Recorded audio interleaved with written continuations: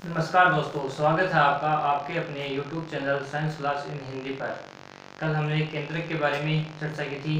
केंद्रक में हमने देखा था सबसे पहले कि केंद्रक के अध्ययन को क्या कहा जाता है, तो केंद्रक के अध्ययन को कहेंगे टेरियोलॉजी। फिर देखा था केंद्र की खोज के बारे में, तो केंद्र की खोज थी रॉबर्ट ब्राउन।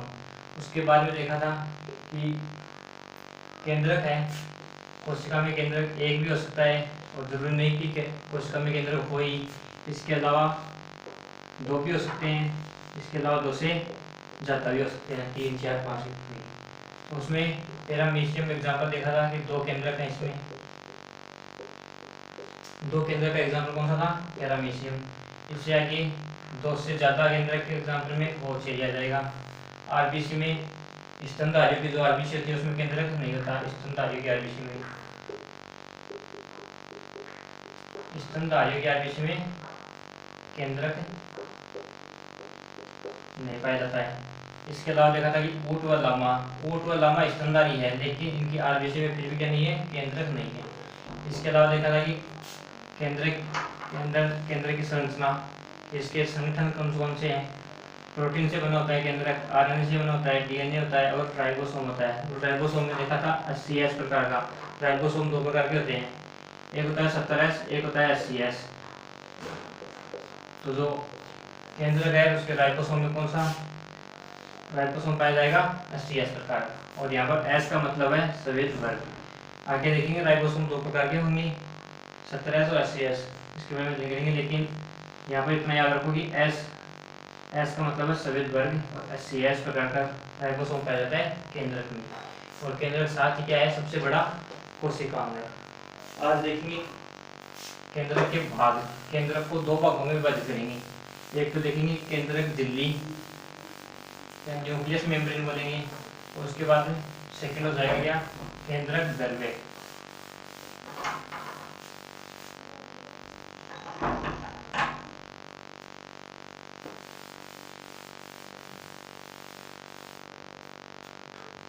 केंद्र को दो भागों में विभाजित करेंगे।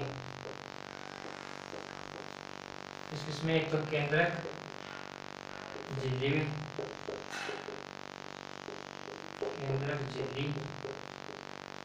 और एक देखेंगे केंद्रक द्रव्य। केंद्रक द्रव्य, ये कोई कोशिका झिल्ली है, ये केंद्रक हो गया। अब केंद्रक के ऊपर एक परत पाई जाती है, जिसे क्या कहते हैं? केंद्रक झिल्ली। और इसके अंदर एक द्रव्य पाया जाता है, उसे कहेंगे केंद्रक द्रव्य। अब केंद्रक झिल्ली के बारे में देखेंगे और केंद्रक द्रव्य के बारे में देखेंगे। केंद्रक झिल्ली। अब केंद्रक झिल्ली के ऊपर ये क्या होती है? दोहरी परत होती है। दोहरी मतलब ये परत हो गई, इसके ऊपर दो परत हो गई, लेकिन इसके बीच में क्या पाया जाता है? एक द्रव पाया जाता है। ठीक है, इस द्रव से जुड़ी हुई रहती है। तो वैसे परत तो एक ही है, लेकिन कौन सी परत है? दोहरी परत है, यानी दोहरी झिल्ली युक्त परत है। दोहरी परत युक्त झिल्ली है। तो इसको कहेंगे क्या?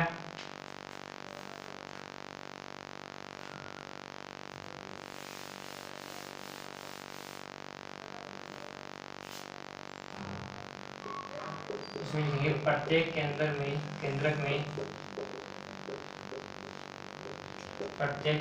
में दोहरी एकल झिल्ली पाई जाती है। दोहरी को मतलब, यहाँ पर दोहरी का मतलब क्या होगा? ये दोहरी है, ठीक है ना, इसके बदल द्रव रव है। इस प्रकार से एकल भी है, दोहरी परत है, लेकिन ये एक साथ है, इसको बोलेंगे दोहरी एकल झिल्ली। तो प्रत्येक केंद्र कैसे होता है? दोहरी एकल झिल्ली पाई जाती है, यानी कि केंद्र के ऊपर क्या पाया जाता है? दोहरी एकल झिल्ली।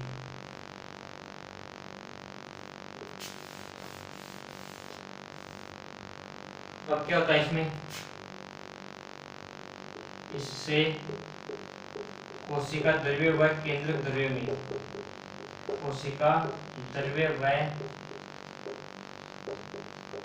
केंद्रक द्रव्य में विभिन्न पदार्थों का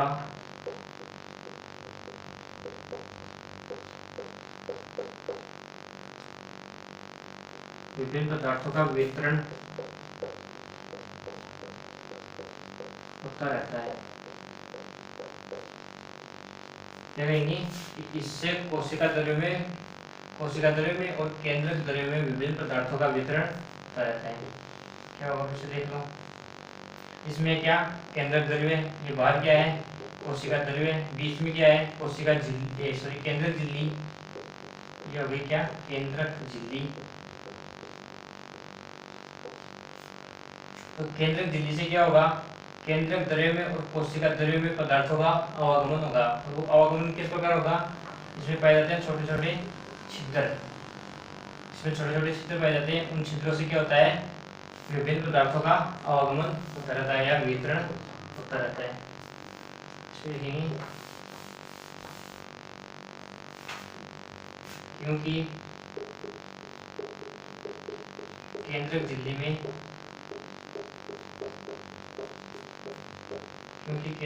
में विभिन्न छिद्र पाए जाते हैं, विभिन्न छोटे छोटे छिद्र पाए जाते हैं, छोटे छोटे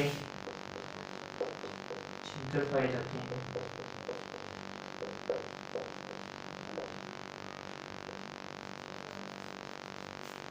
क्योंकि केंद्रक झिल्ली में विभिन्न छोटे छोटे छिद्र पाए जाते हैं। इससे आगे देखेंगे केंद्रक द्रव्य के बारे में।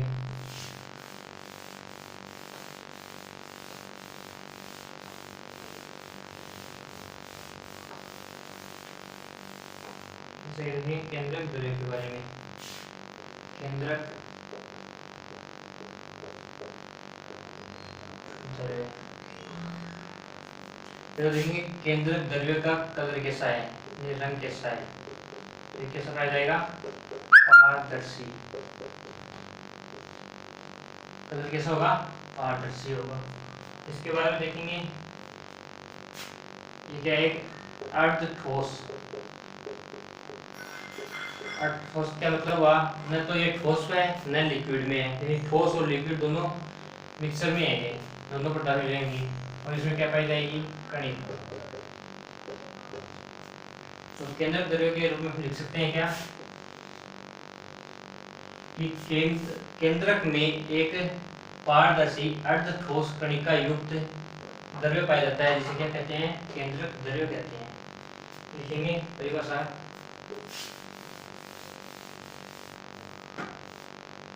केंद्रक में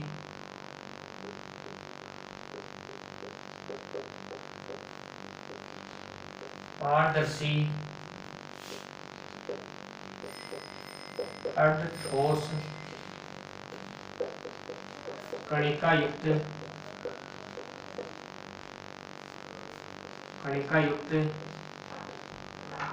द्रव्य पाया जाता है।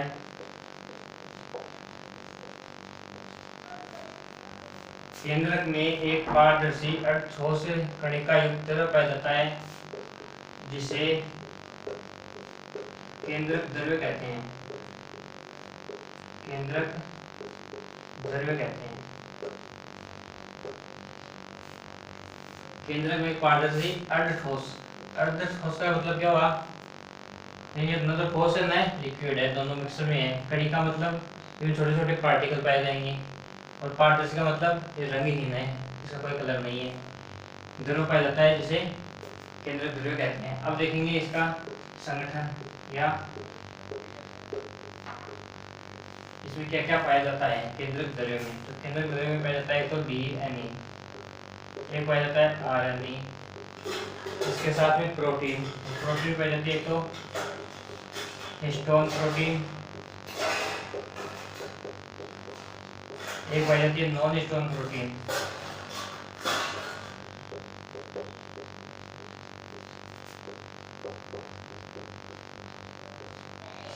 DNA, RNA, हिस्टोन प्रोटीन और नॉन हिस्टोन प्रोटीन इनसे। और ये हिस्टोन प्रोटीन है, ये क्षारीय होती है और ये होती है अम्लीय।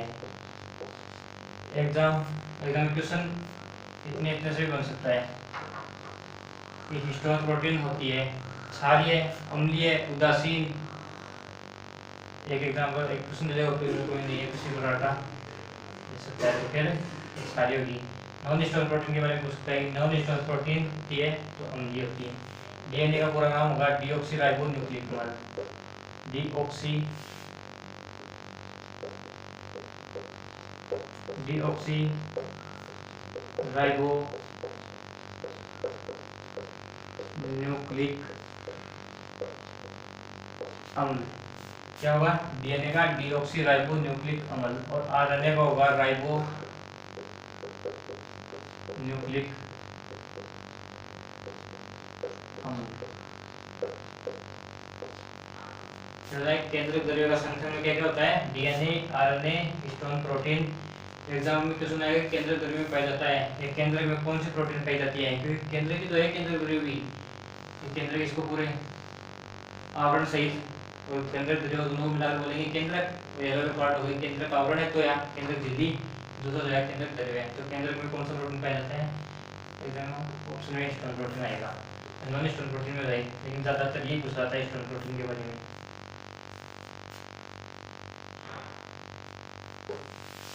अब आगे देखेंगे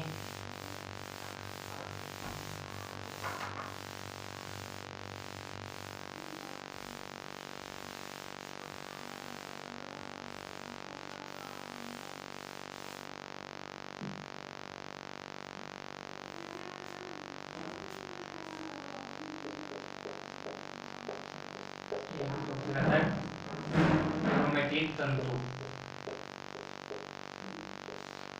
इसके बारे में समझेंगे पहले कि क्रोमेटिन तंतु क्या है। तो क्रोमेटिन तंतु में देखेंगे जो ये मान लो केंद्रक झिल्ली है, केंद्रक झिल्ली है, ठीक है। इसके अंदर क्या है? केंद्रक द्रव्य,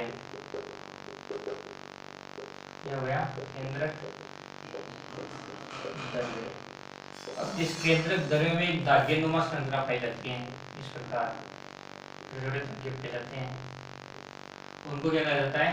क्रोमेटिन तंतु। अब इन क्रोमेटिन तंतु में क्या पाया जाता है? वही डीएनए, आरएनए,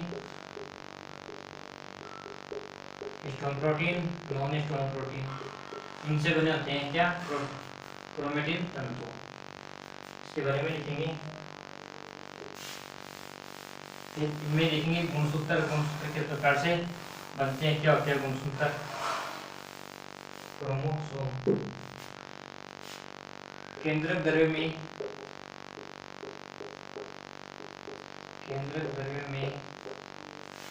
पतली धाग्यनुमा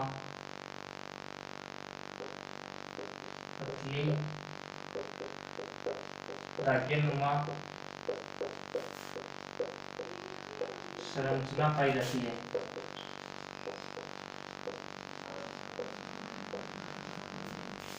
क्रोमेटिन तंतु क्या होगा? केंद्रक द्रव्य में क्या पाया जाएगा? पतली होती है और धाग्यनुमा संरचना पाई जाती है, जिसे क्या कहते हैं?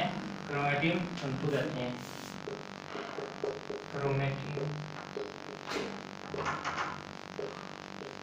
जिसे क्रोमेटिन तंतु कहते हैं, ठीक है। इससे आगे देखेंगे इसका संगठन किन किन पदार्थों से बनी होती है। इसमें रहेगा डीएनए डीऑक्सीराइबोन्यूक्लिक अम्ल, आरएनए राइबोन्यूक्लिक अम्ल, हिस्टोन प्रोटीन और साथ में नॉन हिस्टोन प्रोटीन,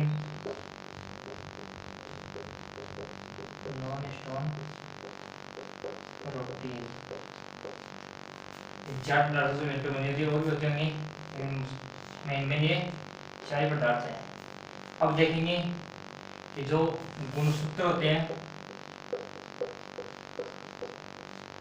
वो कहाँ पर पाए जाते हैं। तो होता क्या है कि क्रोमेटिन तंतु होते हैं ना, ये होता है कोशिका विभाजन। कोशिका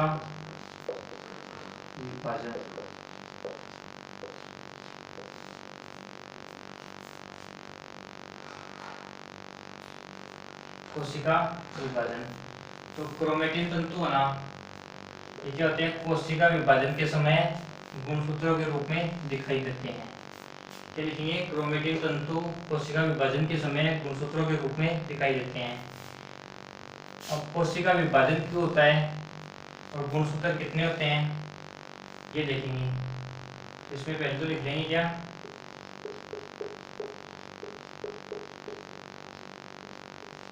क्रोमेटिन तंतु ही कोशिका विभाजन के समय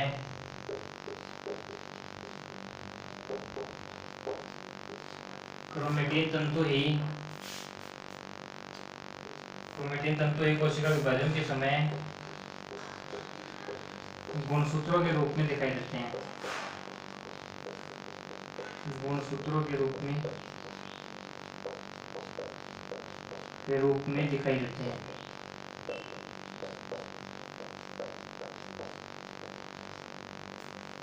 क्रोमेटिन तंतु ही कोशिका विभाजन के समय गुणसूत्रों के रूप में दिखाई देते हैं। अब देखेंगे कोशिका विभाजन, ये कोशिका विभाजन क्यों होता है।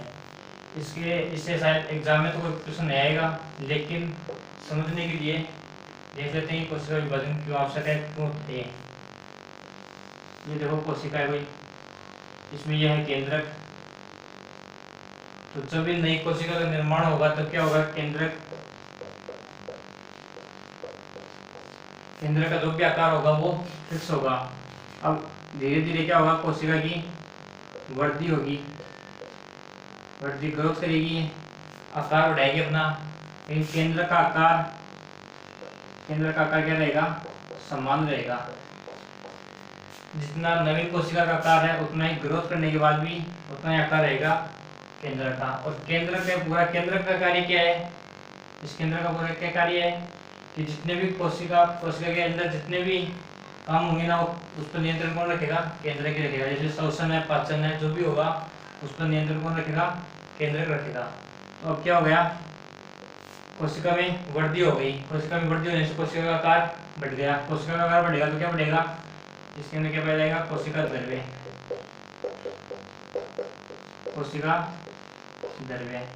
अब केंद्र का आकार बढ़ गया, केंद्र का आकार तो समान है, लेकिन इसमें कोशिका में वृद्धि हो गई तो कोशिका द्रव्य का आकार बढ़ गया। कोशिका द्रव्य का आकार बढ़ने से काम में भी क्या होगा, ज्यादा लोड हो जाएगा, केंद्र पर ज्यादा लोड होगा। तो केंद्र का लोड कम करने के लिए कोशिका को क्या करना पड़ेगा, दो भागों में विभाजित होना पड़ेगा। तो ये केंद्रक है, ये धीरे धीरे क्या होगा, इस प्रकार से दो भागों में बढ़ना हो जाता है। फिर एक कोशिका क्या होती है, अलग अलग धीरे धीरे दो भागों में अलग अलग बढ़ सकती है। कोशिका विभाजन इसलिए आवश्यक है, वरना क्या होगा, कोशिका विभाजन वरना ये केंद्र का इस पर लोड बढ़ेगा तो जो कोशिका द्रव्य में जो भी कार्य संपन्न होने हैं वो कार्य संपन्न नहीं हो पाएंगे। इसलिए कोशिका विभाजन क्या है, आवश्यक है।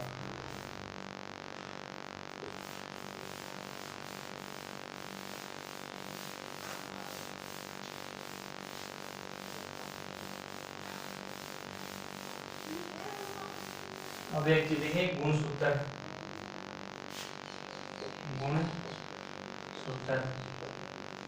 वो भी देखेंगे मानव के बारे में नॉर्मल जानकारी। मानव में गुणसूत्र, टोटल गुणसूत्र होते हैं 46 या 46 को बोल सकते हैं 23 जोड़ी। एक जोड़ी में कितने होते हैं, दो, तो 23 जोड़ी 46। अब गुणसूत्र भी मानव में दो प्रकार के पाए जाते हैं। एक तो होता है कायिक गुणसूत्र,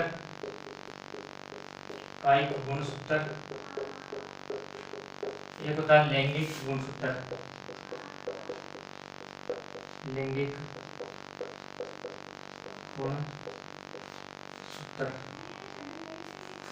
कायिक गुणसूत्र होते हैं 22 जोड़ी और लैंगिक गुणसूत्र होता है 1 जोड़ी। 22 जोड़ी यानी 44, टोटल 1 जोड़ी मतलब 2 गुणसूत्र। संख्या में 2 गए और जोड़ी के रूप में पूछे तो 1, इधर जोड़ी के रूप में पूछे 22 और संख्या पूछे 44। अब इनसे होने वाले रोग भी होते हैं, जैसे सुना होगा down syndrome, Patel syndrome, Edward syndrome, उनके बारे में रोगों के टॉपिक आएगा, उसमें देखेंगे। आज के लिए इतना ही, थैंक्स।